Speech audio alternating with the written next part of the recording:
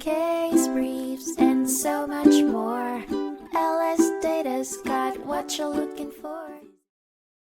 The 2006 Wisconsin Court of Appeals case, Scheuer v. Scheuer, centered on the earning capacity of a person and the various factors, such as tax consequences of dividing assets, to be considered when dividing a marital estate.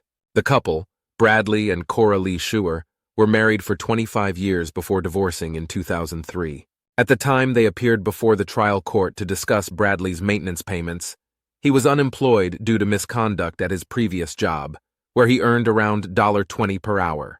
The trial court imputed an annual earning capacity of $41,875 to Bradley and ordered him to pay maintenance for 15 years. Attempting to achieve an equal split of assets, the court also decided that Bradley owed Cora around $125,000 in equalization payment.